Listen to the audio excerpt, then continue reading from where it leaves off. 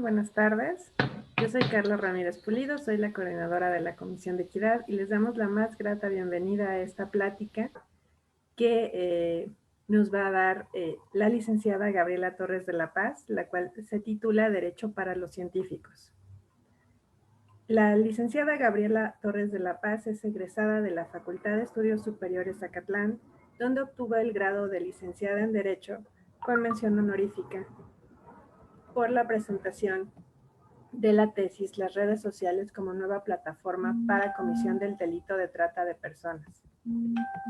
Inició su desarrollo profesional en la Defensoría Pública de la Ciudad de México, en donde comenzó su carrera en pro de los derechos de las mujeres, atendiendo los casos de violaciones a derechos humanos en centros penitenciarios de la Ciudad de México. En un segundo, perdón, tengo aquí un problema. Posteriormente trabajó en la Procuraduría General de la República, hoy Fiscalía, en el desarrollo de programas piloto en defensa de los derechos humanos. Laboró en el sistema penitenciario federal desarrollando políticas públicas con la finalidad de analizar las condiciones penitenciarias en los penales femeniles y realizar propuestas y acciones desde la perspectiva de género, generando planes de trabajo para la capacitación del personal de custodia adscrito a centros penitenciarios femeniles, a efecto de incorporar en su capacitación la perspectiva de género. Fue pionera en la estrategia Abogadas de las Mujeres en agencias del Ministerio Público de la Secretaría de las Mujeres, Antes Sin Mujeres, donde en diferentes agencias del Ministerio Público de la Ciudad de México brindaba asesoría a mujeres víctimas de violencia de género, garantizándoles el acceso a la justicia y el buen trato por parte del personal ministerial. Como parte de sus actividades en la Secretaría de las Mujeres Antes Sin Mujeres, formó parte del primer equipo de abogadas de las mujeres dedicadas al trámite de medidas urgentes de protección contempladas en la Ley de Acceso de las Mujeres a una Vida Libre de Violencia de la Ciudad de México, brindando asistencia legal ante los jueces penales y acompañamiento a las mujeres víctimas de violencia en caso de recuperación de objetos o abandono inmediato del domicilio por parte del agresor. Actualmente se encuentra adscrita a la nueva Unidad de Atención y Orientación y Atención para la Violencia de Género de la Facultad de Ciencias, PACTE. Es la abogada de dicha unidad. Gaby, te damos la más grata bienvenida y esperamos ya tu ponencia. Gracias.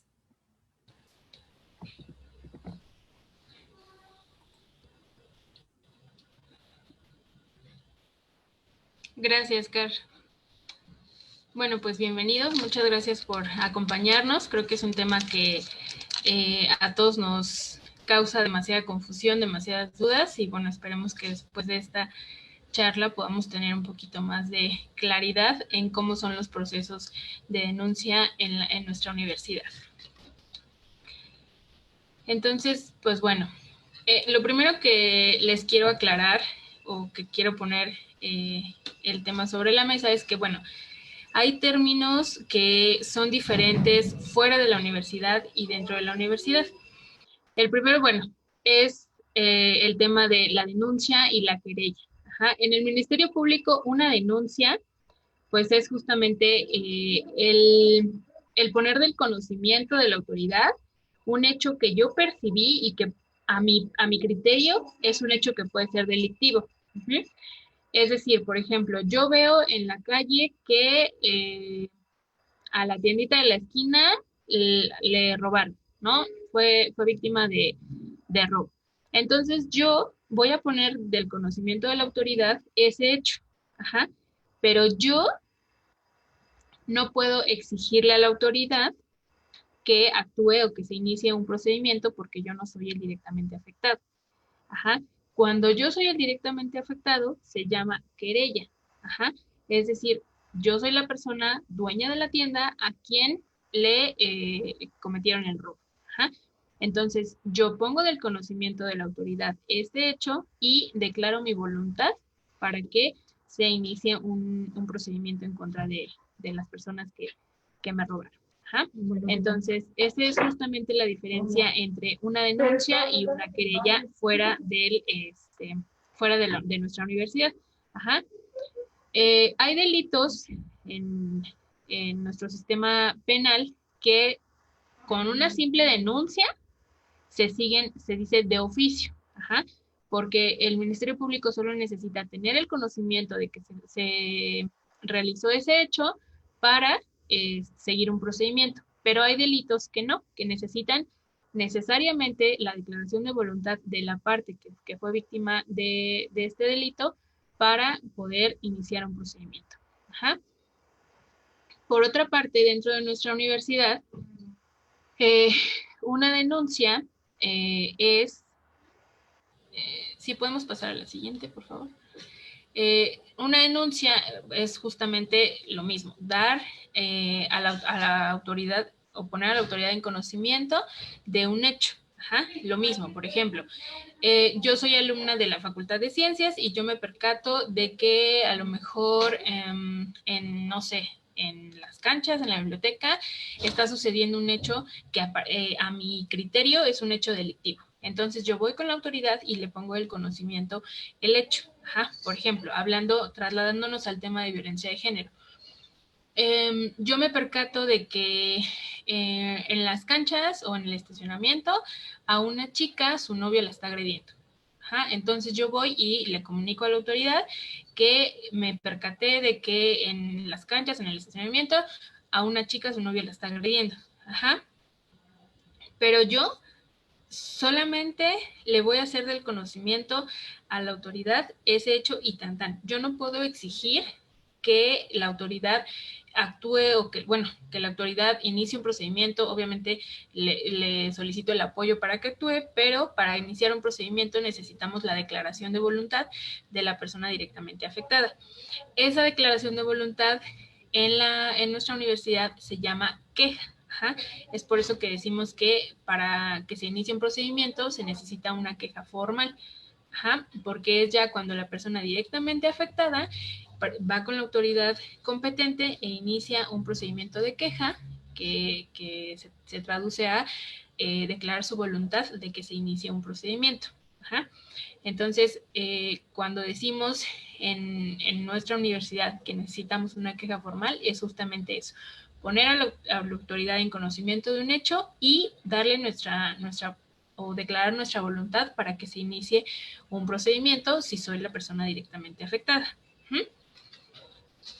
Entonces, bueno, ¿por qué es importante denunciar? Tanto en la universidad como fuera de la universidad, el denunciar, yo sé que muchas veces puede ser un término o tenemos como la creencia de que va a ser todo un rollo y que a lo mejor no va a tener ningún fruto y no va a importar o no sé. Ajá. Pero hay cosas que una denuncia nos ayuda a fortalecer. Una de ellas, pues es que, bueno, justamente hablando de violencia de género, nos ayuda a visibilizar y desnaturalizar el fenómeno de la violencia. Ajá.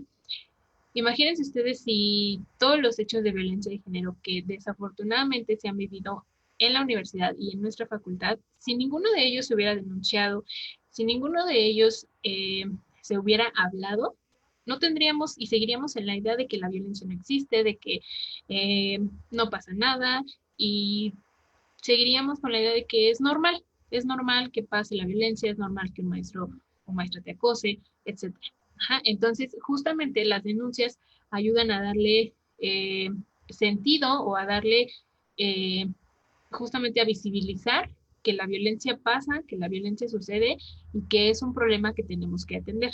Uh-huh. Otra cosa es que, bueno, se lleva un registro del número de casos que se viven en la facultad, no es en la facultad en la universidad, ¿no? Porque no es lo mismo que haya a lo mejor una denuncia en redes sociales o en un tendedero, porque realmente no hay esa formalidad que nos da para contarla o contabilizarla como un número, como un caso, pues que llegó a una denuncia formal. Ajá. Y bueno, la otra es que se puede identificar a una persona agresora. Ajá. Después de un proceso, que justamente lo vamos a platicar ahorita de cómo son los procesos, pues bueno, se identifica que esa persona es agresora y pues bueno, puede quedar como ese antecedente, ¿no? De esa persona. La ventaja de nuestro protocolo de la universidad es que, bueno, con las múltiples reformas que ha venido sufriendo ese protocolo, hay bueno, varios factores muy importantes y que son cuestiones que debemos de tener siempre presentes. Y es que una persona que sufrió violencia o que se encuentra en una situación de violencia puede denunciar en cualquier momento. Ajá. Hay muchos estudios en el tema que mencionan que una persona en situación de violencia, una persona que fue víctima de una situación de violencia, se tarda hasta 8 años en poder hablar del tema. Ajá. Por eso nuestro protocolo nos menciona que se puede denunciar en cualquier momento. Ajá. Puede ser que yo sufrí la agresión hoy y a lo mejor a mí, después de un proceso terapéutico, a lo mejor tengo redes de apoyo muy valiosas que me dan ese impulso para denunciar y a lo mejor yo denuncio en el momento y hoy fue la agresión y mañana ya estoy denunciando. Y está bien, es válido. Pero también puede ser que haya otra persona que el hecho de violencia le generó tanta afectación, tanto daño, que se tarde 3 años en denunciar. O a lo mejor, hablando de la UNAM, puede ser que una persona en situación de violencia, un ejemplo, puede ser que su agresor sea su profesor, ¿no? Entonces, obviamente, como tenemos esa relación de poder, pues generalmente hay como esa duda o ese miedo de denunciar porque pues tenemos como que el miedo de que qué tal que me reprueba, qué tal que hace algo en contra de mí, etcétera. Entonces a lo mejor la persona en situación de violencia dice, me voy a esperar a que acabe mi semestre o incluso a que acabe mi carrera para denunciar y también es válido porque se puede denunciar en cualquier momento. Ajá. Otra de las cosas que señala nuestro protocolo es que, ¿quién puede denunciar? Pues bueno, cualquier miembro de la comunidad universitaria que haya sufrido un hecho de violencia. Ajá. Eh, Cuando hablamos de comunidad universitaria, hablamos de trabajadores, alumnos, académicos, absolutamente cualquier persona que sea miembro de la comunidad. Ajá. No estamos hablando únicamente de alumnas o de alumnos que pueden sufrir la violencia, porque sabemos que tanto trabajadoras como académicas, como cualquier persona, estamos expuestas a sufrir un hecho de violencia. Ajá. Otro de los aspectos que nos marca nuestro protocolo es que, bueno, ¿qué se puede denunciar? Pues cualquier acto que vaya en contra de la legislación universitaria y pues que sea constitutivo de violencia de género. Ajá. Otro aspecto muy importante y que sí hay que tener siempre claro es que lo que se puede denunciar son actos que fueron cometidos dentro y fuera de las instalaciones universitarias, siempre y cuando uno de los involucrados o los involucrados sean parte de la comunidad universitaria. Ajá. ¿Qué pasa, por ejemplo, en nuestra facultad?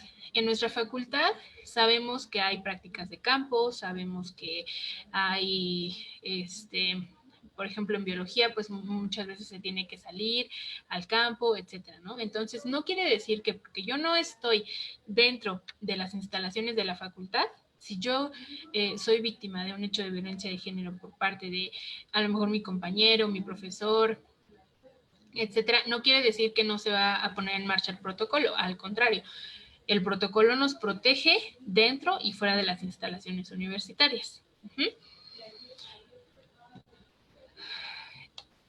Entonces, bueno, ya que entendimos más o menos cómo, qué se puede denunciar, dónde, cómo se puede denunciar, la, la, la importancia es saber a dónde puedo acudir, ajá, para denunciar. Nuestra legislación universitaria actualmente nos marca que hay 3 entidades que son las únicas que pueden iniciar una queja formal por violencia de género. Ajá. La primera de ellas es la UNAD, que bueno, actualmente se encuentra adscrita a la Defensoría de los Derechos Universitarios. Y pues bueno, como creo que la mayoría sabemos, la unidad para la atención de denuncias dentro de la UNAM, pues es justamente la entidad que nos va a ayudar a brindar una atención integral a personas en situación de violencia de género. Ajá. Nos va a ayudar dándonos atención psicológica, atención jurídica dentro y fuera de la universidad. Y bueno, es una entidad que está integrada por personal con perspectiva de género que pues está totalmente sensibilizado en este tipo de temas y nos va a dar el mejor apoyo en esta situación. Ajá. Otra de las entidades pues es la unidad de apoyo jurídico y pues las otras son las oficinas jurídicas de cada facultad o escuela. Lo recomendable, digamos, es que se acuda a la unidad de atención de denuncias de la Defensoría de los Derechos Universitarios, porque como les menciono, es quien tiene personal capacitado en el tema. La unidad de apoyo jurídico y las oficinas jurídicas, pues generalmente se encargan también de otros muchos temas muy valiosos en la universidad y entonces no tienen como esta sensibilidad o esta sensibilización para tratar este tipo de temas. Ajá. Aquí un tema que sí quiero mencionar es que, bueno, nosotras como PACTE, o sea, como el área de atención a violencia de género de nuestra Facultad de Ciencias, no quiere decir que nosotras no, si bien no dependemos directamente de ninguna de estas tres entidades, no quiere decir que no podamos hacer nada. Al contrario, nosotras somos una piececita ahí que ayuda o coadyuva con estas entidades para brindar este tipo de apoyos. Si bien no podemos iniciar quejas, como ya lo mencionábamos el día martes en nuestra plática, lo que hacemos es justamente brindar este acompañamiento y brindar esta atención previa a acudir a alguna de estas instancias a ya iniciar formalmente la queja. Entonces, bueno, como les decía, pues bueno, la unidad para la atención de denuncias, pues es quien brinda asesoría jurídica y psicológica a miembros de la comunidad universitaria, ya sea que solo sean testigos del hecho o que hayan sido directamente afectadas en una situación de violencia. Ajá. Y pues justamente es la unidad para la atención de denuncias en la UNAM quien es la única entidad de nuestra universidad que realiza procedimientos alternativos. Ajá, ahorita más adelante vamos a ver cómo son los procedimientos alternativos, que bueno, básicamente estos procedimientos favorecen una solución pacífica de los conflictos sin tener que llegar a un procedimiento donde lo que se busque es una sanción. Se trata de adaptarnos a los valores de la justicia restaurativa, que no, digamos que se trata de solucionar pacíficamente el problema. Ajá. Entonces, bueno, otra cuestión o otra figura que nos marca nuestro protocolo de atención a violencia de la universidad es esta figura de las personas orientadoras. Ajá, que son personas que pueden ser estudiantes, académicas o administrativas que, bueno, toman un curso para sensibilizarse en este tipo de temas, tienen una formación con perspectiva de género, que ayudan a aclarar y, bueno, a aclarar cualquier duda en casos de género, y son las personas que son también como unas, pues, grandes generan gran ayuda en este tema porque son quienes van a lo mejor ayudar a canalizar, van a dar información, van a cualquier persona que se encuentre en una situación de violencia, pues bueno, en primera las van a escuchar y en segunda van a orientarlas justamente para decirles a dónde tienen que acudir, cómo tienen que acudir y cuál es la mejor herramienta en cada situación. Uh-huh.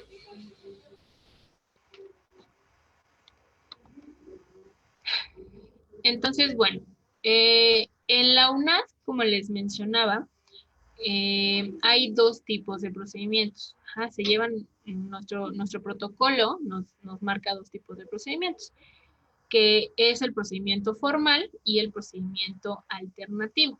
Ajá. Nuestro procedimiento formal, digamos, los requisitos para que se lleve a cabo un procedimiento formal son tres. El primero, pues bueno, es que se identifique a la persona presunta agresora, que la persona presunta agresora pertenezca a la comunidad universitaria y que los hechos sean constitutivos de violencia de género. Ajá. ¿Esto por qué? Porque la UNAM, digamos, las sanciones que puede poner la UNAM solo son sanciones meramente, pues, disciplinarias. Ajá. Estamos hablando que nos encontramos en una institución educativa. Ajá.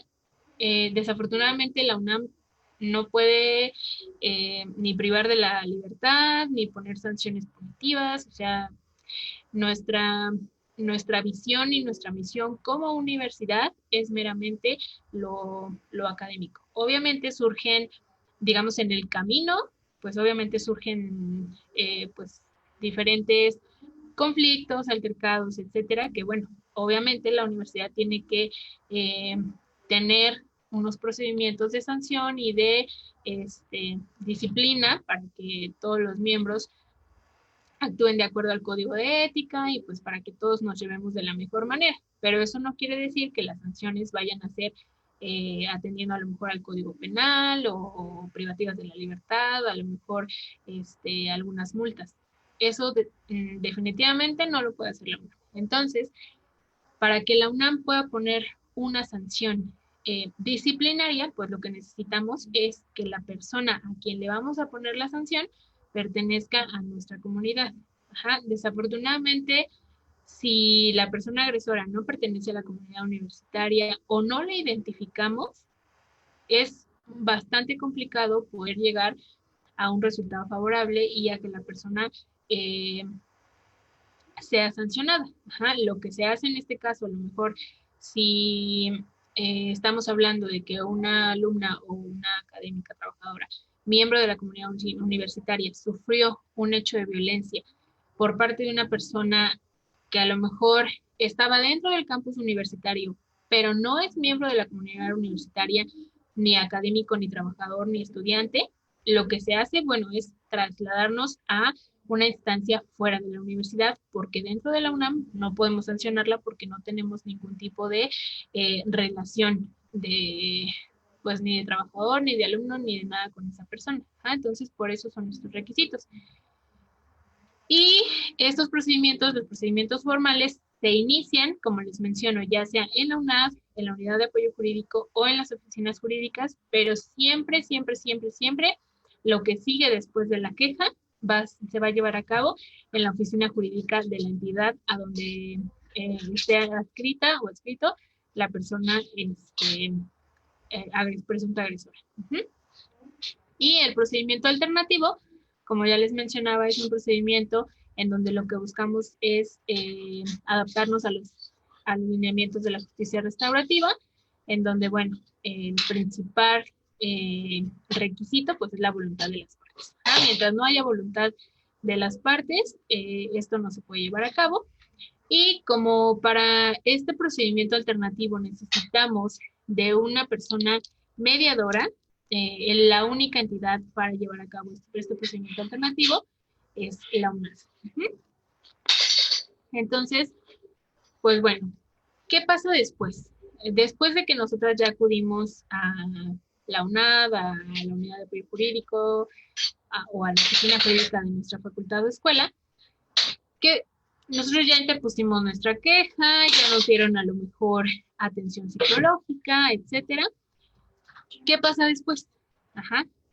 El tema es que, bueno, se inicia, cuando estamos hablando de un procedimiento formal, se inicia un procedimiento que puede ser o disciplinario o de investigación administrativa.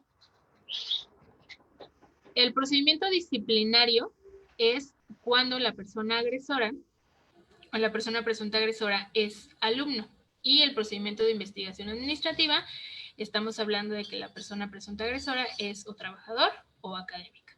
Ajá. Entonces, pues bueno, iniciamos con el procedimiento disciplinario, en donde tenemos cinco instancias a donde puede llegar este procedimiento disciplinario. Ajá, la primera, pues bueno, como ya dijimos, se inicia en la UNAD o en la unidad de apoyo jurídico, que son las instancias que dan la atención inicial y inician la queja formal. Después de ahí, cuando la UNAD o la unidad de apoyo jurídico ya recabaron todos los datos, a lo mejor recabaron las pruebas de la persona en situación de violencia, se hace este pequeño expediente y se manda a la oficina jurídica de la facultad o escuela en donde esté adscrita la persona presunta agresora. Ajá. Después, pues bueno, hay un punto en donde llega al tribunal universitario, a la comisión de honor y puede llegar a un juzgado de distrito. Vamos a ver más adelante cómo es que pueden llegar a cada instancia. Ajá. Entonces, bueno, ¿qué pasa cuando el asunto llega a la oficina jurídica de la facultad o escuela? Lo que tiene que hacer la persona, el jefe de la oficina jurídica o jefa de la oficina jurídica es, pues, primero verificar qué tipo de procedimiento se va a iniciar. Si estamos hablando de un académico, de un trabajador o de un alumno, y dependiendo de eso, pues, bueno, vamos a descartar si inicia un procedimiento disciplinario o un procedimiento de investigación administrativa. Ajá. En caso de que, bueno, estemos hablando de un procedimiento disciplinario, lo primero que se hace es, bueno, se localiza al alumno o a la alumna presunta agresora y se cita para que comparezca ante la oficina jurídica para darle lo que se llama o lo que en términos jurídicos se llama darle su derecho de audiencia, que es decir, bueno, lo que vamos a hacer pues es darle la oportunidad de ponerle del conocimiento los hechos que se le imputen o los hechos por los cuales se le va a empezar un procedimiento disciplinario y pues darle la oportunidad de que exprese o manifieste lo que su derecho convenga, ¿no? O digamos de su versión de los hechos, por así decirlo coloquialmente. Después de esto, en esa misma comparecencia, en ese mismo momento en el que la persona acude a la oficina jurídica, se le hacen de su conocimiento las medidas urgentes de protección que se dictaron a favor de la persona que presentó la queja. Ajá, es decir, se van a dictar ciertas medidas que, bueno, nuestro protocolo las marca como ciertas acciones que puede tomar la autoridad a favor de la persona que presenta la queja para poder garantizar su seguridad durante el tiempo que dure el procedimiento. Ajá. Entonces, bueno, ya que se le notificó a la persona agresora, a la persona presunta agresora, ya se le hicieron desconocimiento las medidas urgentes de protección, a lo mejor ya presentó pruebas, ya agotó su derecho de audiencia, lo que vamos a hacer o lo que se hace el jefe de la oficina jurídica o jefa de la oficina jurídica es que hace una valoración e integración del expediente con todo lo que se ha recabado, tanto de la persona en situación de violencia como de la persona presunta agresora. Se hace una valoración y una integración y se remite el expediente con la directora o el director de cada entidad o escuela. Ajá. Aquí es muy importante mencionar que nuestra legislación universitaria nos dice que la única persona que tiene la facultad de imponer una sanción, ya sea a algún alumno, algún académico o algún trabajador, es la directora o el director de la facultad o escuela. Ajá, no hay otra persona que pueda eh, decidir o emitir una sanción. ¿Ah? Entonces, bueno, la directora valora el expediente, valora la integración que se haya hecho del mismo y emite una resolución. Después de eso, pues devuelve el expediente a la oficina jurídica. La oficina jurídica notifica a la persona presunta agresora, notifica la sanción y después de esto, después de haber notificado a la persona presunta agresora la sanción, se manda el expediente al tribunal universitario. Entonces, bueno, una vez que el expediente llega al, al, a la oficina jurídica, pues digamos que lo que se tiene que hacer es seguir el procedimiento, que es este que ya les mencioné. Y puede haber, digamos, dos vertientes, por así decirlo. Ajá. La primera, pues bueno, es que sancione. Si sanciona, perdón, tiene pues esta gama de sanciones que desafortunadamente, y ha habido muchas críticas por ello, pues porque son sanciones, digamos, es una gama muy, muy corta de sanciones, ¿no? Lo que tenemos en nuestra universidad, pero pues bueno, va justamente atendiendo a lo que les comentaba de que somos una institución meramente educativa, que no se enfoca tanto en una, pues en sancionar a- a la comunidad universitaria. Entonces, bueno, las posibles sanciones que hay en un procedimiento disciplinario es una amonestación, la negación de créditos o cancelación de los concedidos respecto al pago de cuotas, que, bueno, la amonestación es básicamente como una, digámoslo coloquialmente, una manchita que se queda en el expediente, ajá, como una notita de lo que sucedió, que bueno, una amonestación puede ser, digamos, la sanción más baja, por así decirlo, pero trae muchas repercusiones en cuestiones académicas. Ajá. La negación de créditos va encaminada, por ejemplo, a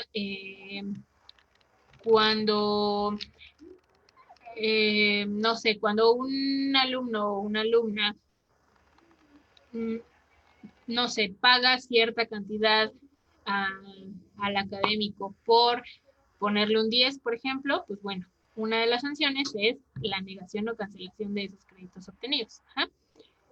La separación o suspensión de cargos o empleos que desempeñen es, por ejemplo, cuando un alumno, cuando el alumno o alumna sancionada, no sé, formaban parte de algún comité académico o a lo mejor tenían algún cargo en el consejo, etcétera, pues bueno, esa puede ser una sanción.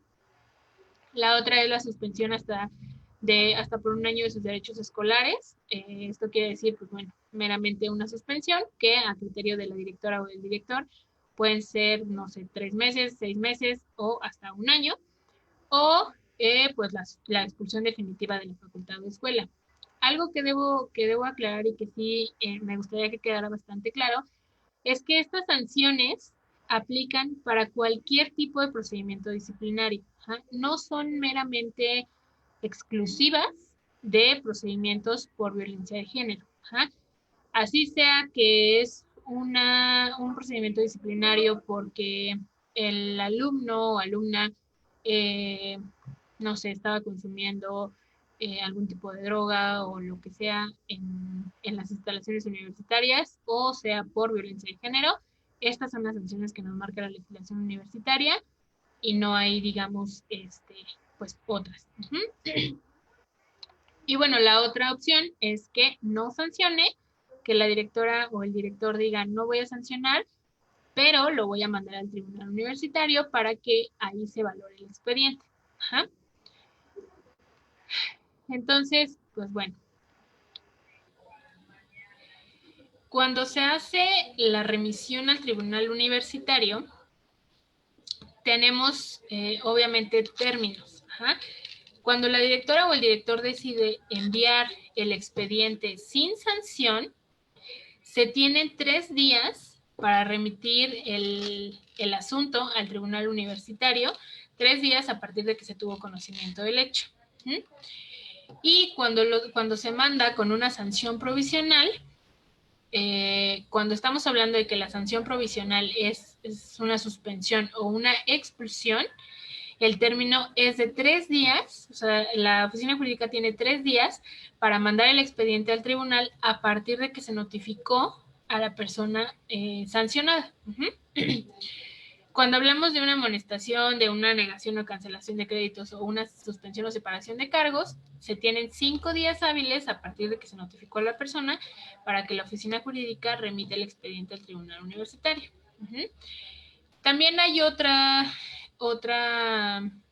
alternativa, y es que, bueno, a lo mejor si yo soy la persona sancionada y a mí a lo mejor me sancionaron con, no sé, con expulsión definitiva, y a lo mejor para mí es una sanción que no me favorece, que no me convence, que a lo mejor yo creo que no debió de ser así, yo también tengo el derecho de acudir ante el tribunal universitario a llevar mi asunto o a llevar mi caso para que se ventile en el tribunal universitario.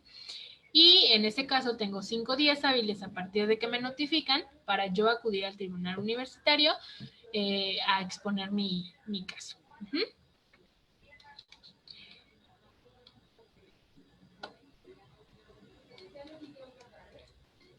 Aquí, bueno, creo que también es algo que causa algunas confusiones, y es, ¿qué es el tribunal universitario? Ajá.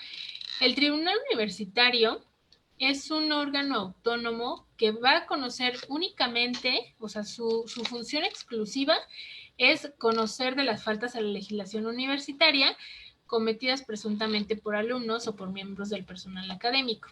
Ajá. No tiene, digamos, otra función el tribunal. Ajá. Solo su función es conocer de las faltas a la legislación universitaria. Y cuando hablamos de faltas a la legislación universitaria, no lo mismo, no nada más hablamos de violencia de género. Ajá. Es aplicable para cualquier falta a la legislación universitaria. Ajá.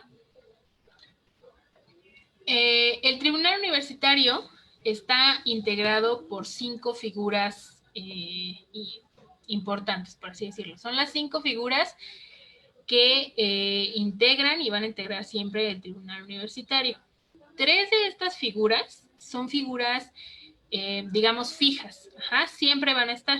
Y 2 figuras van a ser propias de cada facultad o escuela de donde sea miembro la persona sancionada. Ajá. Las figuras que van a ser siempre fijas son el presidente, que es el decano de la Facultad de Derecho, el vocal permanente, que es el decano del Instituto de Investigaciones Jurídicas, y el secretario, que es la abogada o el abogado general. Que esta persona, para cuestiones para cuestión de decisión y de resoluciones, va a tener voz, es decir, va a poder opinar, pero no tiene voto. Ajá. Las decisiones se toman entre las otras 4 personas. Las 2 figuras que, digamos, son cambiantes y que van a ser propias de cada facultad o escuela, es decir, por ejemplo, si yo soy miembro si yo soy alumna de la Facultad de Ciencias y fui sancionada por una violación a la legislación universitaria y mi asunto se va al tribunal universitario, cuando se ventile mi asunto, o sea, mi caso, se tiene que llamar al vocal académico de mi facultad, que es la decana o decano de mi facultad, y a 2 alumnos propietarios elegidos del consejo técnico. Ajá. Entonces, cada que yo vaya a una audiencia o cada que se vaya a tomar una decisión sobre mi caso, se van a llamar a estas 3 personas. Ajá. Si es un alumno de la comunidad no sé, de la Facultad de Economía, pues se va a llamar al decano y a los alumnos del consejo de la Facultad de Economía. O sea, son propios de cada facultad y escuela. Las otras 3 figuras siempre van a estar ahí. ¿Esto por qué? Porque digamos que cada quien conoce su casa, ¿no? Entonces, si yo soy miembro de la Facultad de Ciencias, yo puedo conocer lo que pasa en mi facultad y puedo conocer cómo se llevan a cabo las cosas en mi facultad. A lo mejor puedo tener más noción de cómo son los alumnos de mi facultad, pero si a mí me preguntan cómo son los miembros de la comunidad universitaria de la facultad, no sé, de contaduría o de psicología, pues a lo mejor no lo sé. Ajá. Entonces, justamente por eso llamamos a personas que sepan cómo es la situación en esta facultad, en qué contexto se desarrolla cada caso. Uh-huh.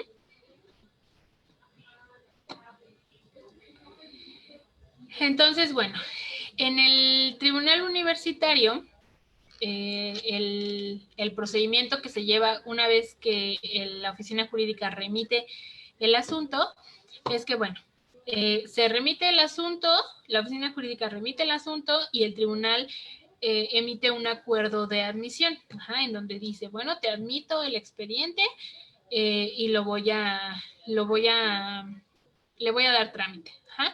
Puede ser que en este acuerdo de admisión diga, sí te lo voy a admitir, pero a lo mejor te faltó mandarme copias de esto, te faltó, no sé, ¿no? Pero bueno, es un acuerdo en donde el tribunal nos dice que va a admitir el asunto. Ajá. Se notifica a la persona infractora. En este caso, si quien hizo la remisión fue la oficina jurídica, se notifica a la persona que sancionamos. Ajá. Si es un asunto que llevó que la persona sancionada llevó al tribunal, entonces se notifica a la oficina jurídica de la facultad o a la dirección de la facultad. Ajá. Y se le pide que haga una contestación. Ajá. La oficina jurídica, cuando remite el asunto al tribunal, lo hace por medio de un escrito en donde le dice al tribunal qué fue lo que pasó, cuáles fueron las pruebas que presentaron ambas partes y cuáles fueron sus argumentos o sus consideraciones que tuvo para llegar a esa resolución, principalmente qué fue lo que valoró la directora o el director para emitir la sanción que emitió. Entonces, bueno, cuando le notificamos a la persona sancionada, pues le pedimos que ahora ella o él dé, digamos, otra vez como su versión de qué fue lo que pasó o qué fue lo que él o ella vieron que a lo mejor hubo inconsistencias o lo que sea. Ajá. Después de esa contestación, se señala una fecha de audiencia. Ajá. Cuando hablamos de violencia de género, cuando el asunto es de violencia de género, en esta audiencia no quiere decir que vamos a poner a la víctima y al agresor frente a frente y los vamos a... No, no, no, no, no. Todo lo contrario, el tribunal universitario justamente en esta innovación que ha tenido en estos pasos que poco a poco ha tenido por renovarse y por cambiar esos usos y costumbres que teníamos desde hace mucho tiempo, justamente lo que ha hecho es tratar de incorporar la perspectiva de género en todo el personal del tribunal y entonces pues justamente evitamos revictimizar, se evita pues poner en situación de vulnerabilidad a la víctima, etcétera. Entonces, simplemente en esta audiencia lo que se hace es, pues bueno, ventilar el asunto. En esta audiencia acuden todos los miembros que ya les mencioné del tribunal universitario y pues bueno, se ventila, digamos, los hechos, se le da la oportunidad a la persona sancionada de que haga uso de la voz por si quiere agregar algo a su contestación, etcétera. Y después de eso, pues bueno, ya el tribunal emite una resolución. Esta resolución solo puede ser de tres tipos, ¿ja? Que es confirmar la sanción provisional que se emitió en la dirección de la facultad o escuela, modificarla o revocarla. ¿Ja? Confirmarla, pues bueno, es decir, si estuvo bien impuesta, no hay nada que yo pueda hacer, entonces se confirma y se queda firme esa resolución. Modifica, pues bueno, es que a lo mejor el tribunal digan, para mí, después de todo lo que yo ya valoré, a lo mejor una suspensión de 6 meses no fue suficiente, vamos a ponerle una suspensión de 1 año. O viceversa, ¿no? También puede ser. O revocarla, decir, de todo lo que yo ya valoré, no hay elementos para que se haya puesto esa sanción y entonces la revoco. Ajá. Ya dependerá mucho de, pues, de la valoración que haga el tribunal universitario de cada caso. Y bueno, después todavía tenemos, digamos, otra instancia a donde podemos acudir, que es la comisión de honor. Ajá. El procedimiento en esta comisión de honor es que, bueno, para que inicie un procedimiento en esta comisión de honor es porque hay una resolución del tribunal universitario que le genera inconformidad a alguna de las partes, ajá, ya sea a la directora o al director de la facultad de escuela o a la persona sancionada. Ajá. Por ejemplo, en el caso de que el tribunal universitario haya dicho, no, una sanción de 1 año es muchísimo y entonces yo le pongo 6 meses. O que haya dicho, una resolución de 6 meses es muy poco, entonces yo le pongo una expulsión definitiva. Entonces la persona sancionada pues obviamente va a tener inconformidad con esta resolución. Entonces, lo que va a suceder es que, bueno, la persona afectada tiene 5 días para presentar ante el tribunal universitario una solicitud de revisión. Ajá. Yo como persona afectada le escribo al tribunal universitario que quiero que esa resolución que él interpuso sea revisada por la comisión de honor. Entonces, cuando el tribunal recibe este escrito en donde se solicita que intervenga la Comisión de Honor, se tiene 3 días para que se remita este expediente a la Comisión de Honor. Entonces, la Comisión de Honor va otra vez a analizar todo el expediente de cómo fue que el tribunal modificó, qué fue lo que valoró el tribunal para emitir la resolución que haya interpuesto, y bueno, emite una resolución que es digamos, en el mismo sentido, puede revocar, modificar o confirmar la sanción la resolución del tribunal.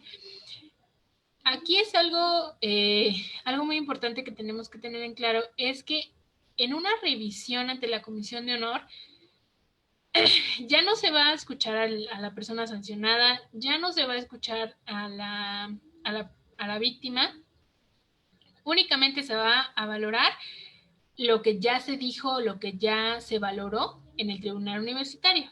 Es como una revisión para ver si lo que hizo el tribunal universitario estuvo bien hecho. Ya no se van a admitir nuevas pruebas, no se van a admitir nuevos hechos, no se va a llamar otra vez a la persona sancionada para que pueda hacer uso de la voz, no se va a llamar a la víctima, o sea, ya nada más es verificar o revisar lo que el tribunal en su momento ya hizo, y con eso se va a basar la Comisión de Honor para resolver.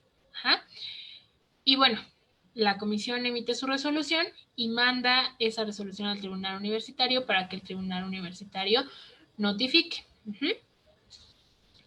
Y bueno, en caso de que ya hemos llegado hasta acá, ya estemos en la Comisión de Honor y aún haya una resolución que no es satisfactoria, para alguna de las partes, todavía tenemos la posibilidad de llegar a un amparo. En este tema de llegar hasta acá, porque pues bueno, estamos hablando de ya un proceso bastante largo, generalmente los asuntos que llegan hasta el amparo pues son donde la sanción fue una expulsión definitiva de la facultad o escuela, porque estamos hablando de que, bueno, si me expulsan a mí de mi facultad, pues ya no tengo como manera ni de terminar la carrera, ni de regresar, ni de nada, ¿no? A lo mejor una expulsión hasta por 1 año puede ser que a lo mejor el asunto llegue al tribunal universitario o a la Comisión de Honor y ahí quede, y a lo mejor ya el alumno o la alumna sancionada, pues ya por no desgastarse un poco más, ya no llega hasta la instancia del amparo. Pero si estamos hablando de una expulsión definitiva, pues a lo mejor sí la persona afectada llega hasta esta instancia y pues bueno, también es totalmente válido. Entonces, si llegamos a un amparo, es porque creemos o consideramos que en todo el proceso, tanto en la oficina jurídica como en el tribunal universitario, como en la Comisión de Honor, hubo violaciones a nuestros derechos humanos. A lo mejor considero que se me violaron mis derechos porque no me dieron mi derecho de audiencia, porque no hubo una buena valoración de las pruebas, porque no se me notificó conforme a la ley, etc. Un juicio de amparo es justamente eso, o sea, cuando yo como ciudadano acudo ante un órgano jurisdiccional federal, es decir, un órgano que ya está fuera de la UNAM, a hacerle su conocimiento que en el juicio o en el proceso que se me llevó hubo hechos que violaron mis derechos humanos o que fueron en contra de lo que establece la Constitución. Aquí, cuando llegamos a este punto, es porque ya el proceso o ya digámoslo así, el conflicto ya es entre la UNAM y la persona sancionada. Ya digamos que la víctima ya queda como un tanto fuera del litigio, porque ya es un tema de que yo estoy yo como persona sancionada me estoy defendiendo de las posibles arbitrariedades que cometió la UNAM en mi proceso. Ajá, ya no es un tema que yo traiga en contra de, a lo mejor de que, no sé, de que la víctima, no sé, o sea, ya no es un conflicto entre la víctima y el agresor, sino entre la UNAM y la persona sancionada. Uh-huh.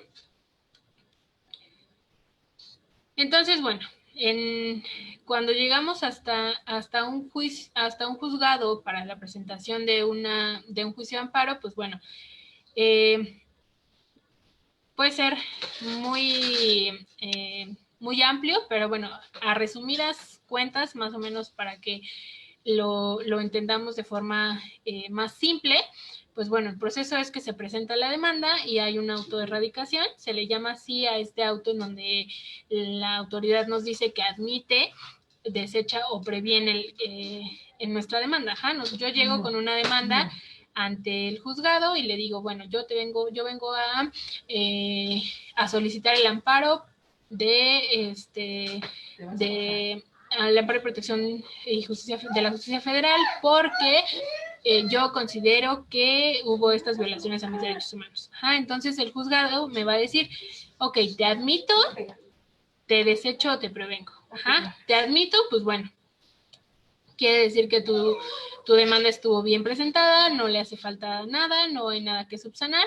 Entonces, pues bueno, nos vamos al procedimiento como tal, que bueno, es tener una audiencia, se le solicita a la autoridad, en este caso a la UNAM, un informe de cómo fueron las cosas, como darle justamente esa oportunidad de que explique qué fue lo que pasó y si lo que está diciendo la persona quejosa, así se le llama a la persona que interpone un amparo, digamos, si lo que está diciendo la persona quejosa es lo que sucedió o a lo mejor que la autoridad diga qué fue lo que realmente sucedió o su versión de lo que pasó. Se le notifica al tercero interesado, que en este caso es la víctima, que básicamente es solo para que esté enterada de que el asunto llegó hasta el amparo. Ajá. Y bueno, hay un incidente de suspensión en donde el juzgado puede decir que se suspenda la sanción hasta que se resuelva el amparo, o puede decir que solicita que la situación se quede en el estado en el que estaba hasta antes del acto. Ya dependerá mucho de cómo lo maneje el juzgado, de lo que solicite el juzgado. Ajá. Ya en este punto ya no es una situación que la UNAM controle. Ajá, ya es una instancia fuera de la UNAM y entonces pues ya depende mucho de lo que diga el juzgador. Uh-huh. Otra opción es que, bueno, deseche la demanda de amparo porque, bueno, algunas veces lo que puede decir el juzgador es que la UNAM tiene autonomía y que es una cuestión meramente de disciplina dentro de sus instalaciones y dentro de la manera en que se dirige la UNAM. Entonces, pues puede decir, no me puedo meter con la autonomía de la UNAM, entonces desecho el asunto y lo que haya decidido la UNAM, pues ya ella tendrá como sus motivos, ¿no? O puede ser que prevenga, ajá, que diga que hay a lo mejor irregularidades, que hay imprecisiones en la narración, que a lo mejor no se cumplió con algún requisito, que faltan copias, etcétera, ¿no? Esto ya es, digamos, dependiendo del criterio de cada juez y dependiendo también de los hechos y del caso en particular. Uh-huh. Y bueno, las resoluciones que puede dar el juzgador en un amparo, pues es la incompetencia, el sobreseimiento, la negativa o la concesión del amparo. La incompetencia, pues es que, bueno, puede declarar que justamente no tiene competencia para resolver y pues digamos que declina. Uh-huh. El sobreseimiento, pues es cuando dice que no hay materia de amparo, no hay materia para resolver el amparo y pues simplemente se sobresee, casi dice aquí no hay nada que resolver y entonces se da por concluido. La negativa es cuando, bueno, entra al estudio de las posibles violaciones a derechos humanos que pudo haber o de las posibles violaciones de las cuales se queja la persona que interpone el amparo, pero pues simplemente llega a la conclusión de que no hay por qué conceder el amparo. Y pues bueno, la concesión es justamente cuando de la valoración determina que sí hubo algún agravio a la persona que interpone el amparo y entonces concede el amparo, que puede ser, bueno, también es muy amplio lo que puede conceder y pues ya depende más bien del criterio del juzgador. Entonces, pues bueno, hasta aquí es, digamos, lo inicial, ¿no? Porque después de la resolución que haya podido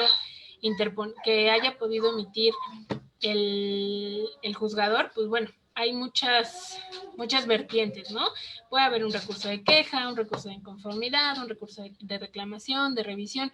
O sea, podemos irnos casi al infinito porque pueden haber muchas vertientes dependiendo de lo que resuelva o de del sentido de la sentencia del amparo. ¿Ah? A lo que voy con esto es que un procedimiento disciplinario puede llegar hasta acá. No estoy diciendo que todos los procedimientos disciplinarios lleguen hasta acá, porque generalmente, como les digo, un procedimiento que llega hasta acá a lo mejor es porque es pues una expulsión definitiva o una sanción de las más fuertes, por así decirlo. ¿Ah? Generalmente todos los procedimientos hasta donde se quedan es hasta el tribunal universitario. Ajá, pero bueno, es importante tener en conocimiento hasta dónde puede llegar un procedimiento y todo lo que puede suceder, ¿no? Todas las instancias a donde se puede llegar.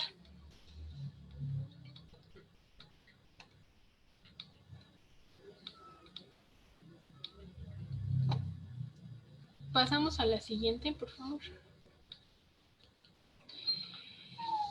Y bueno, el procedimiento de investigación administrativa, como les comentaba al principio, pues es un procedimiento que se inicia en contra de académicos o trabajadores. Ajá. Un procedimiento disciplinario es en contra de alumnos, o sea, cuando la persona que se va a procesar o a la cual se le va a instaurar este procedimiento es un alumno, y el procedimiento de investigación administrativa es cuando es un académico o un trabajador. Y bueno, en este tipo de procedimientos que se llevan en contra de académicos o de trabajadores, tenemos también 5 instancias a donde puede terminar, donde puede llegar este tipo de procedimientos. Que bueno, lo mismo, se inicia en una unidad, o en la UNAD o en la unidad de apoyo jurídico, continúa en la oficina jurídica, la dirección, que es quien sanciona, y después tenemos las dos figuras propias de este procedimiento, que es la comisión mixta y la Junta Federal de Conciliación y Arbitraje, que igual poco a poco vamos a ir viendo cómo llegan a cada una. Entonces, bueno, también aquí hay otra diferencia. Cuando estamos hablando de académicos, un procedimiento de investigación administrativa puede durar máximo 20 días hábiles. No puede durar menos.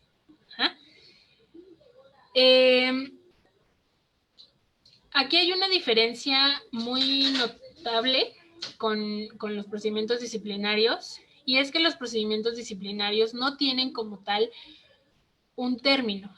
No tenemos como tal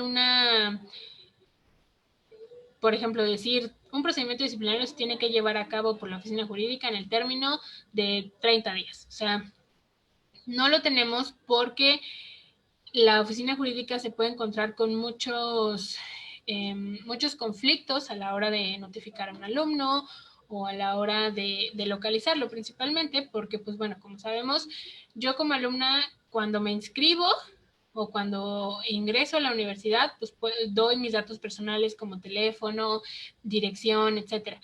Pero muchas veces la verdad es que a lo largo de la carrera o cambio de teléfono o cambio de dirección o pasa lo que sea y a lo mejor los datos que la universidad tiene ya ni siquiera son. Ajá. Y pues bueno, también se nos presenta el inconveniente de que a lo mejor es un alumno irregular, es un alumno que a lo mejor sí está inscrito, pero no acude a clases. Entonces puede haber muchísimos conflictos a la hora de notificar a un alumno o alumna. ¿Ah? No es lo mismo con un trabajador o con un académico porque pues digamos que hay un poquito más de coerción derivado de esta relación pues esta relación laboral, ¿no? Al final y al cabo es una relación laboral. Entonces, bueno, en caso de académicos son 20 días hábiles y el sindicato que los apoya es el APAUNAM.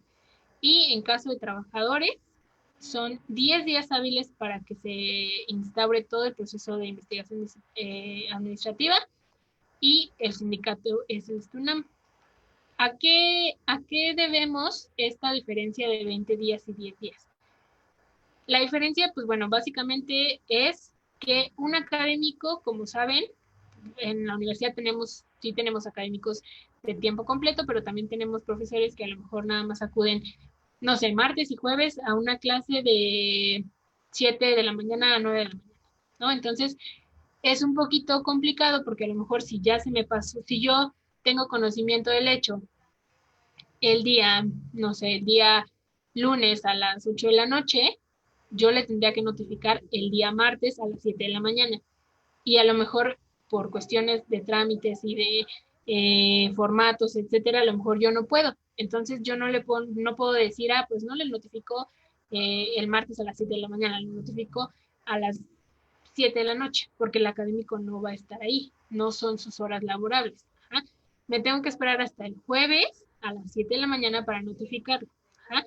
Contrario a los trabajadores que pues generalmente tienen un horario de lunes a viernes, de, no sé, de 9 a 6 de la mañana, es como más factible el encontrarlos en sus lugares de trabajo, etcétera. Entonces, por eso, en cuestiones de académicos, el periodo es más amplio. Uh-huh.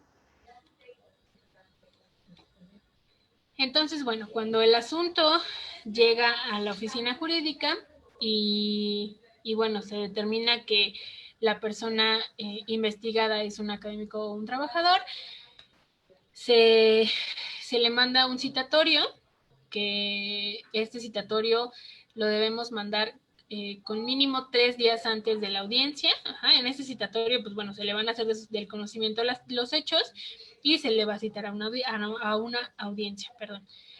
Entonces, es justamente por eso se tiene que enviar 3 días antes de esta fecha señalada para audiencia. Entonces, este citatorio también se va a mandar con copia a la representación sindical, ya sea a la PAUNAM o al STUNAM. Uh-huh. Justamente porque el día de la audiencia, la persona tiene que acudir con un abogado, ya sea que quiera llevarlo como un abogado particular o un abogado del sindicato que le corresponda. Uh-huh. Y bueno, en la audiencia, pues se le va a hacer de su conocimiento los hechos, se le va a leer la queja que interpuso la persona que hizo la denuncia y se le va a dar la oportunidad de presentar pruebas. Uh-huh. Una vez que ya se llevó a cabo la audiencia, se recabaron las pruebas, la representación sindical tuvo el uso de la voz de ser necesario o de solicitarlo, se hace la remisión con la directora o con el director de cada institución para que emita una resolución. O sea, de la misma manera que en el procedimiento disciplinario, la oficina jurídica recaba todas las manifestaciones tanto de la persona investigada como las que en su momento hizo la persona en situación de violencia en la UNAD, y todo eso se lo manda a la directora para que lo valore y emita una resolución. Uh-huh. En este caso, en caso de los procedimientos disciplinarios, las sanciones todavía son, digamos, el catálogo de sanciones todavía es más corto porque solo tenemos 3 sanciones. O sea, la legislación universitaria solo nos marca 3 sanciones que aplican igual que en los procedimientos disciplinarios, o sea, aplican para cualquier violación a la legislación, no nada más para violencia de género. Y bueno, es el extrañamiento escrito o amonestación, que es justamente, digamos, como una llamada de atención y una marquita que se queda ahí en el expediente, una suspensión hasta por 8 días de sueldo y funciones, y, o más bien, o la destitución. Ajá, o sea, se da por terminado su contrato o se corre.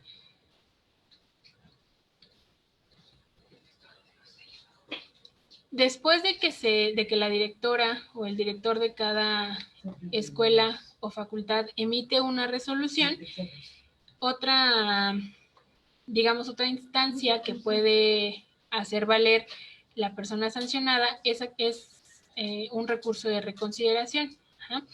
Este recurso de reconsideración se puede interponer o se tiene que interponer dentro de los 7 días siguientes a la notificación de la resolución. Este recurso básicamente es solicitarle a la misma autoridad que emitió la resolución, o sea, a la directora o al director, solicitarle justamente que reconsidere o que revalore el expediente para que emita una nueva determinación. Ajá, es como la oportunidad que tiene la persona sancionada de sensibilizar a la autoridad, diciéndole como sus puntos de vista, lo que la persona considere que no se valoró en la resolución, para que la autoridad lo valore y entonces emita una nueva determinación. Ajá.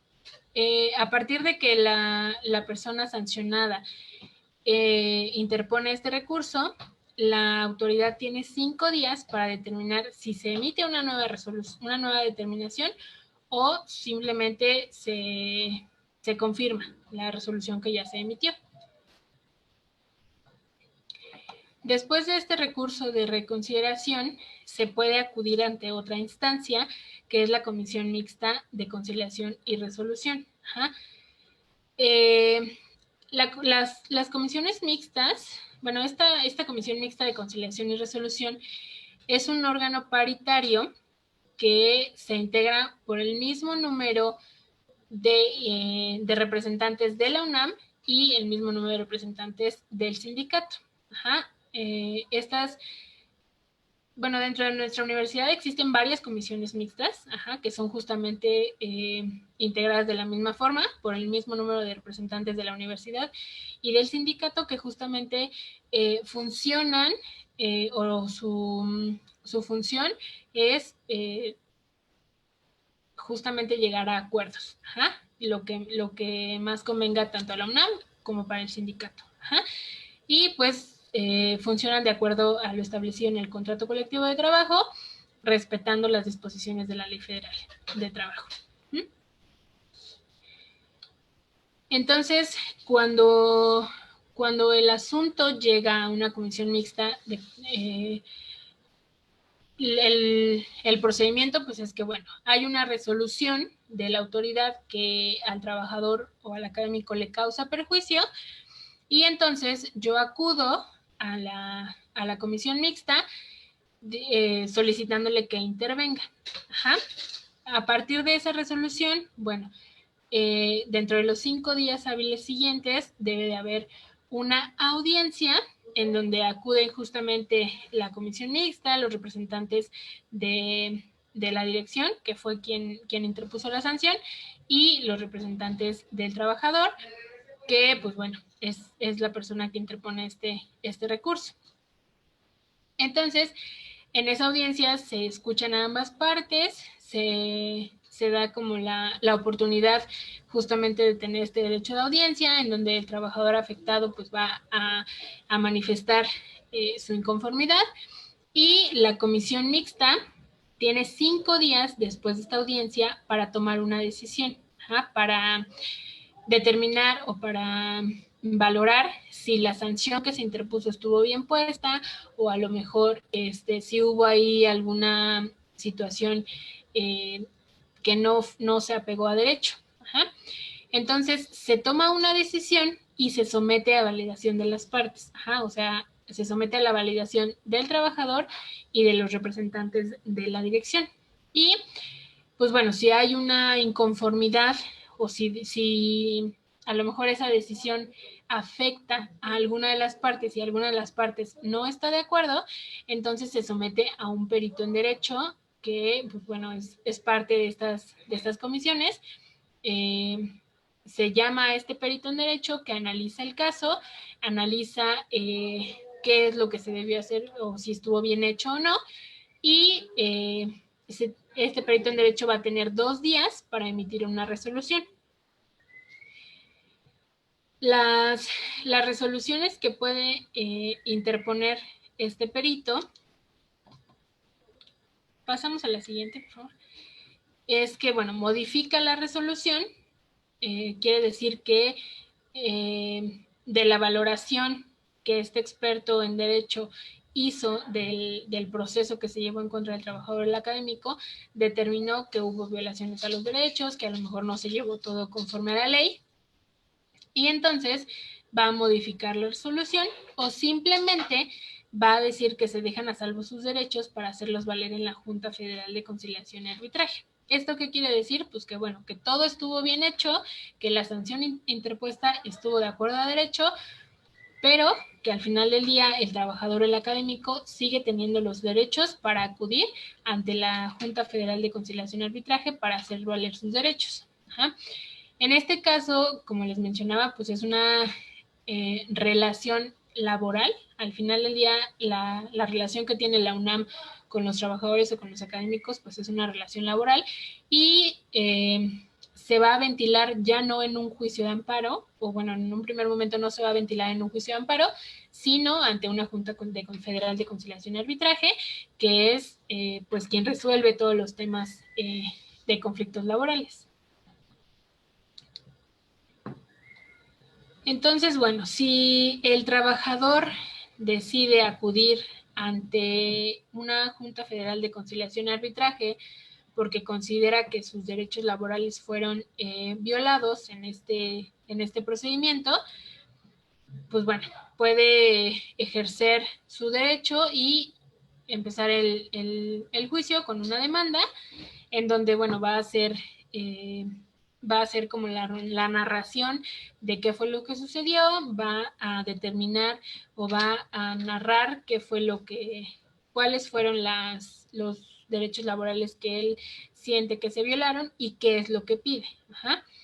Entonces, pues bueno, va a interponer su demanda. Después de esto, pues va la autoridad, una vez que admita a trámite la demanda, pues va a señalar una fecha de audiencia se llama audiencia de conciliación, demanda, secciones, ofrecimiento y admisión de pruebas, que es lo primero que hace la Junta Federal, pues bueno, es tratar de que se lleve de que se llegue a un acuerdo sin agotar el juicio. Ajá. Va a tratar de que ambas partes se pongan de acuerdo, como para que nos evitemos el, todo el juicio. Ajá.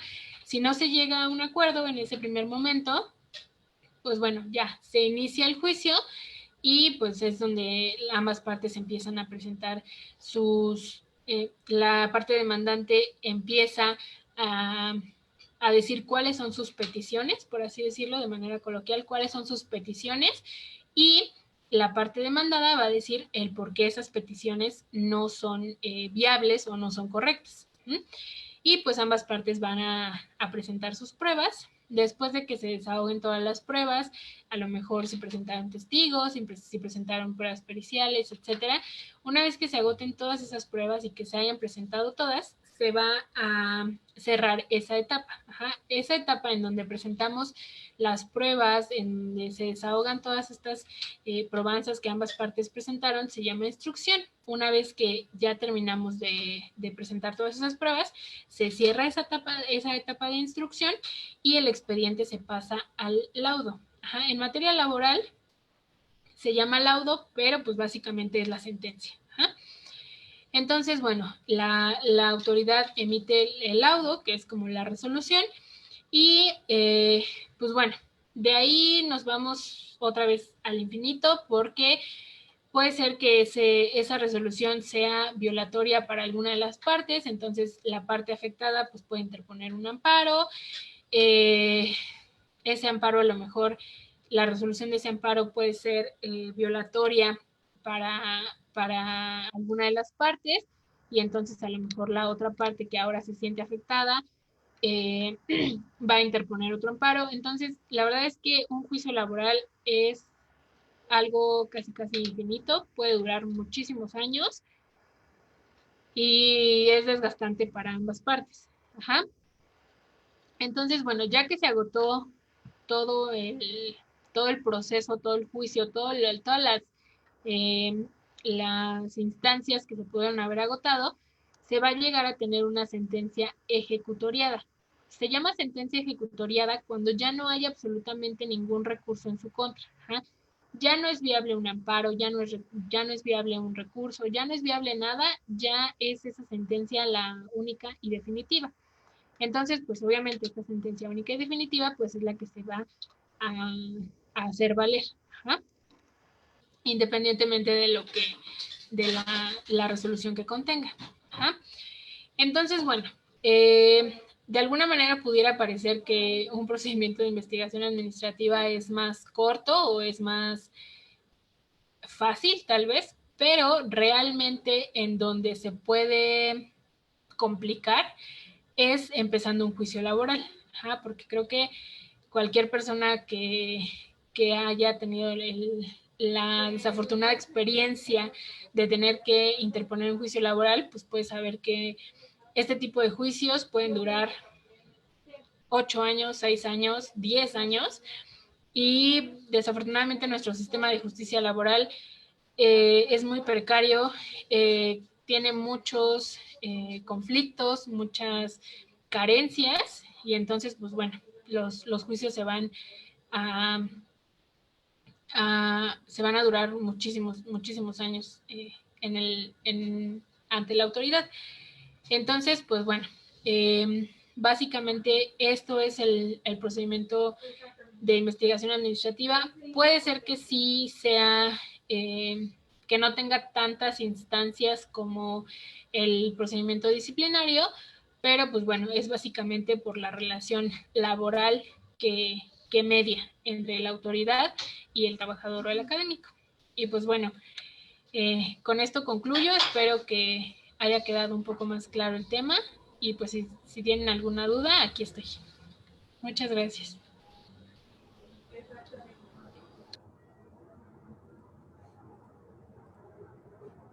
Muchas gracias, Gaby. Muchas gracias por esta gran ponencia que nos acabas de hacer, aclarándonos muchas dudas acerca del protocolo. Y tenemos ya unas preguntas. La primera es de Mara Mara. ¿Es posible generar nuevas sanciones o modificar las existentes?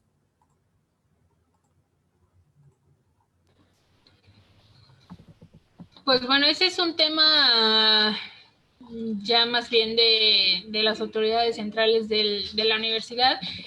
Es todo un proceso porque se tiene que hacer un cambio a la legislación universitaria.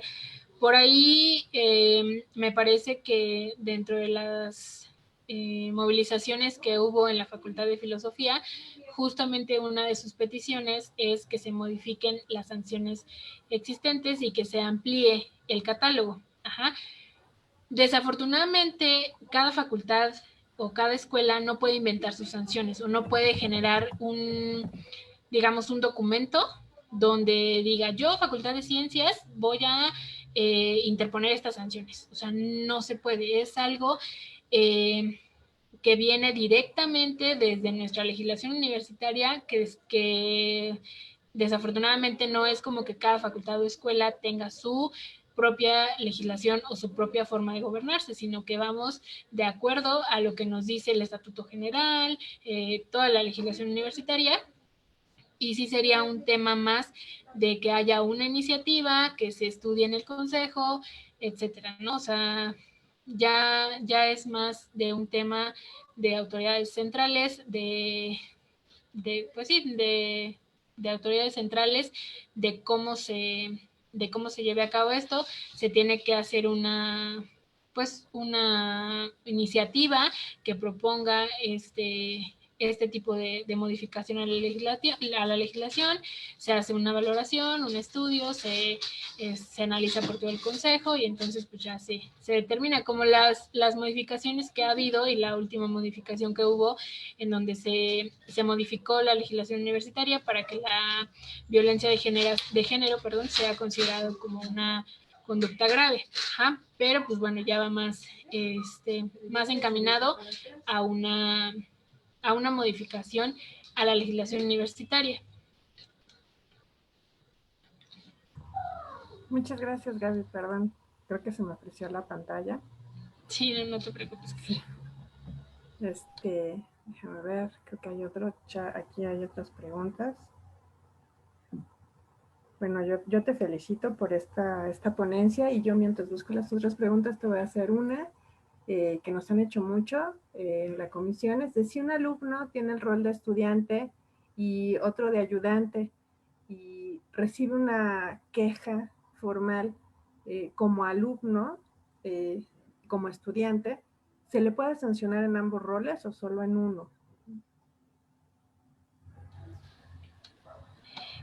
No, de hecho, uno de los derechos que nos marca incluso la Constitución es que, bueno, no se puede sancionar dos veces a la misma persona por el mismo hecho. Entonces, si nosotros sancionamos a una persona como ayudante y como estudiante, lo estamos sancionando dos veces. Ajá. Entonces, más bien, de acuerdo al hecho, se va a determinar cómo se va a procesar, ¿no? ¿Qué procedimiento se va a llevar? Si a lo mejor el hecho fue aprovechándose de la relación de poder que tiene con una alumna por su calidad de ayudante, entonces se le va a juzgar como ayudante o se le va a iniciar el procedimiento que se le inicia a un ayudante. Si fue en una relación de alumnos, ejerciendo su papel de alumno dentro de la facultad, entonces se le va a iniciar un procedimiento disciplinario como alumno. O sea, ya dependerá más bien del hecho y de las circunstancias, pero sí, definitivamente no se le puede juzgar como alumno y como ayudante. Muy bien, muchas gracias. Y Mara también dice al respecto de lo que contestaste al inicio, de si es posible generar nuevas sanciones o modificar las existentes, ¿cómo se hace? ¿Cómo se hace eso? Ya lo mencionaba, Car, que se hace a través de una iniciativa en donde, bueno, se lleva a valoración del Consejo y se hace todo un estudio de la legislación y de las repercusiones o los beneficios que tuviera cada uno, pero pues como les digo, es una cuestión meramente, digamos, de autoridades centrales, porque cada facultad y escuela no puede... o sea, no puede ser que nosotros presentemos una iniciativa a la dirección para que la directora haga un documento en donde diga qué sanciones se van a emitir en la Facultad de Ciencias. O sea, no. Desafortunadamente cada facultad de escuela no tiene esa autonomía para determinar qué sanciones le van a interponer. O sea, así como, por ejemplo, eh, no sé, nosotros somos la Ciudad de México, pero no por eso en la Ciudad de México vamos a determinar que, no sé, que todos los que entren deben de venir vestidos de blanco, ¿no? O sea, son como cuestiones que van más, o sea, que no tenemos esa autonomía como facultad de determinarlas. Ajá.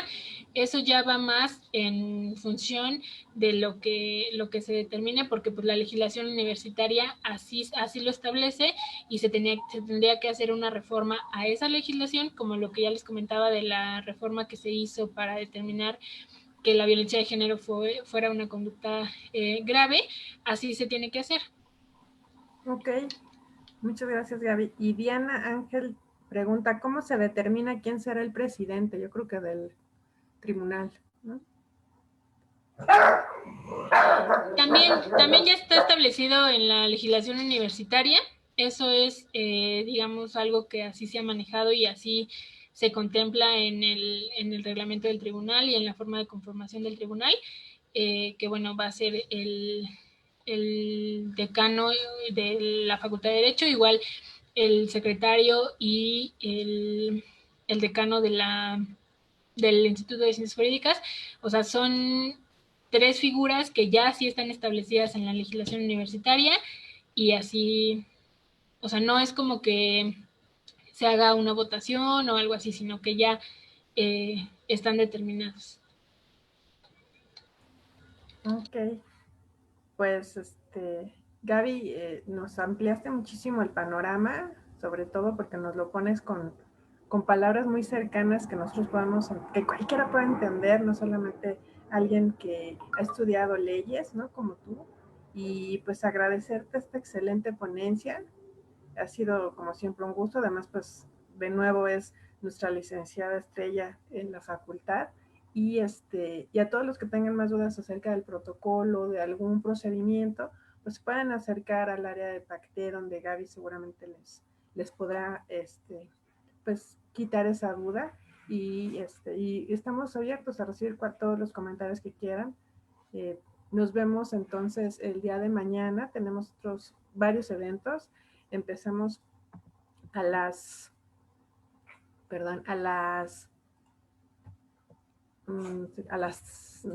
13 horas con la plática de la maestra Diana Buzo, Violencia en la Era Digital. Luego tenemos a las 3 una actividad recreativa coordinada por PACTE, que son juegos virtuales para que te diviertas.